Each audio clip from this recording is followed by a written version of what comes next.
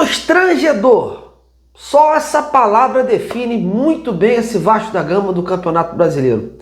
8 jogos seguidos do Vasco sem vitória nessa competição e segue o campo dando um recado claro de que com esse elenco é inevitável o rebaixamento. Eu já falei aqui que eu não me iludo com jogos de Copas, porque é outra realidade, são outros níveis de time e o time jogando com regulamento embaixo do braço. Brasileirão sim, meus amigos, me preocupa muito. Por quê? Porque o Vasco não consegue ganhar nem no seu próprio estádio, onde já perdeu uma penca de pontos preciosos, o que dirá fora de casa. Não me surpreende a derrota de hoje contra o Palmeiras. Há um abismo entre essas duas equipes. Talvez o que me surpreenda foi a forma como o Vasco perdeu. O Vasco fez até um primeiro tempo muito honesto, criou oportunidades claras, talvez as melhores dessa primeira etapa, mas para variar não soube traduzir em gols as chances criadas e voltou a exalar, esse é o verbo, a exalar as suas fragilidades. Só para vocês terem ideia, né, da limitação do elenco do Vasco. Bastou o Palmeiras entrar no jogo com outra atitude no segundo tempo, que em apenas 11 minutos decidiu a partida, fechou o caixão do Vasco. E não me venham com esse papo de apagão. Não foi apagão não, foi limitação mesmo, porque depois dos 3-0 a gente viu em campo que um time entregue, sem opções decentes e sem postura para reagir. Enquanto pelo lado do Palmeiras a gente vê no comando do ataque um Flaco Lopes, no Vasco víamos o David como tal, camisa 9. Enquanto no Palmeiras uma das opções de ataque do Abel para entrar na partida era o Arias, no Vasco do Pedro Emanuel a opção para mudar o jogo era o Marino. Por aí você vê a disparidade dos elencos. E olha, há quem diga que isso é espiritual. Peraí, piada pronta, né? O Vasco é um time mal montado, com erros sérios de planejamento e que investiu rios de dinheiro em jogadores que não conseguiram preencher as carências dessa equipe. O Brasileirão parou para a Copa do Mundo por cerca de 50 dias. Se eu não me engano, desde 1º de junho. A janela abriu no dia 20 de julho e até agora não há reforços significativos, principalmente para o setor que tem maior preocupação, que é o ataque. Não temos um 9 decente, não temos atacantes que façam gols e nem reservas à altura que possam aí mudar a cara de uma partida. Estamos caindo na tabela, rodada a rodada. Hoje somos o 19º do Campeonato Brasileiro, ou seja, a vice-lanterna. E outra, só não fomos ainda rebaixados porque os times que estão lutando com o Vasco são bem piores. É só você ver aí, Inter, Grêmio, Mirassol, o próprio Santos, o Remo, são times que quase não vencem seus jogos e vão também deixando pontos bobos no meio do caminho. Quando acham que vão engrenar, perdem pontos. A torcida do Vasco já está de saco cheio de todo ano conviver com esse roteiro e nada muda. Todo ano eu falo a mesma coisa aqui, meus amigos. Parece um vídeo repetido, porque os erros e os motivos são os mesmos. Não adianta receber empréstimo vultuoso e não saber contratar com esse dinheiro. A bola pune, a bola vai punir.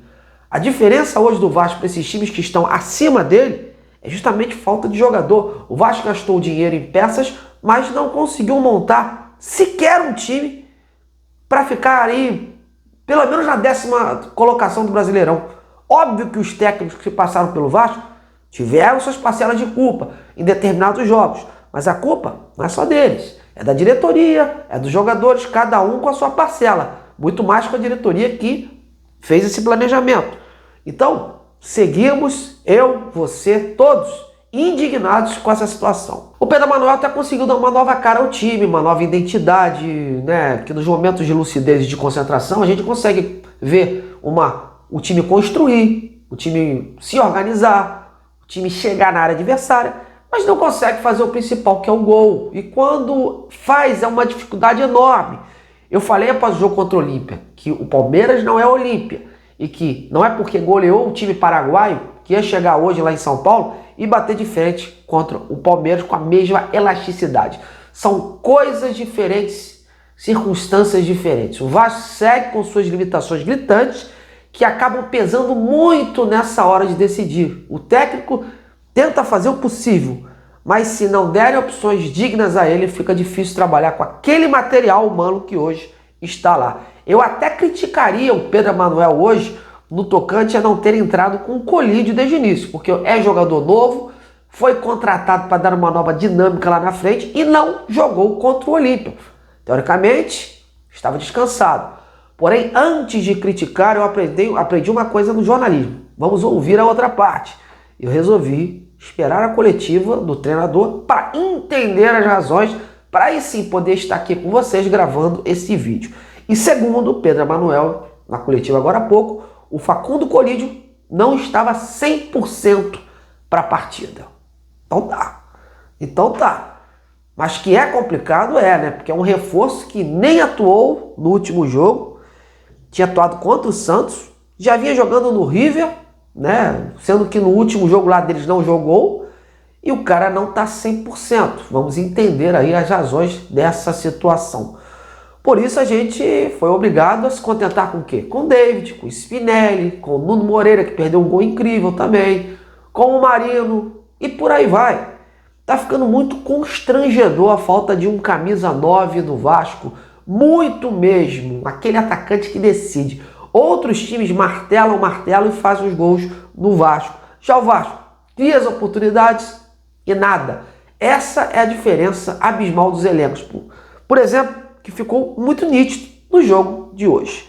O Vasco ainda é um time desequilibrado no lado mental e defensivo. E na frente não tem jogadores que possuam capacidade para decidir uma partida.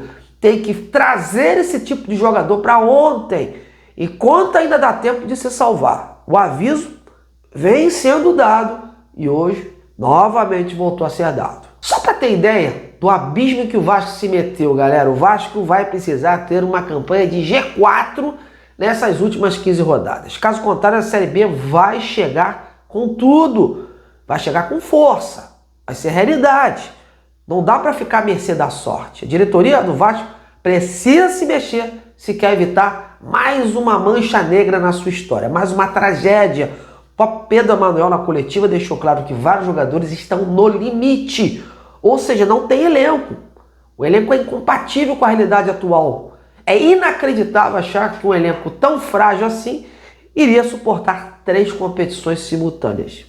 Por isso que eu digo, o campo continua dando o recado e o torcedor segue fazendo as suas contas e sendo obrigado a usar o aquecedor para secar os seus adversários. Porque se depender do próprio Vasco, esquece. E não tem essa, o Vasco tem uma partida a menos, vai jogar contra a Chapecoense. Tudo bem, mas o próximo jogo contra o Cruzeiro aqui, se não vencer, de nada vai adiantar vencer a Chapecoense. O Vasco segue aí torcendo para os seus adversários perderem pontos para que a distância ainda continue ali no limite e possa se salvar. É inacreditável que isso aconteça. O Vasco teve oportunidades muito claras de nos jogos de São Januário, fazendo a sua parte, fazendo o seu dever de casa, já está bem mais acima. Mas não foi capaz. Foi incapaz. E aí quer chegar contra um Palmeiras lá fora, o time primeiro colocado, achar que vai ganhar o jogo com esse elenco que está lá. Muito difícil. Bom, meus amigos, desculpe meu desabafo. Essas são as minhas considerações de mais um resultado pífio do Vasco. E agora eu deixo esse espaço para vocês comentarem, reclamarem. Pode escrever aí. A gente vai tentar interagir juntos, porque realmente está muito complicado. Mais um domingo que o torcedor vascaíno encerra triste, com o time aí vindo de uma goleada e agora tomando outra diante do Palmeiras. Inaceitável. Bora comentar aí, a gente está de volta para falar sobre esse Vasco, falar sobre o Lamáquia que hoje esteve lá em São Paulo, falar sobre outros desdobramentos aí, será que o tal empréstimo vai cair? Será que vão ser capazes aí de contratar jogador essa semana? A gente vai falar isso tudo nos próximos vídeos. Até lá!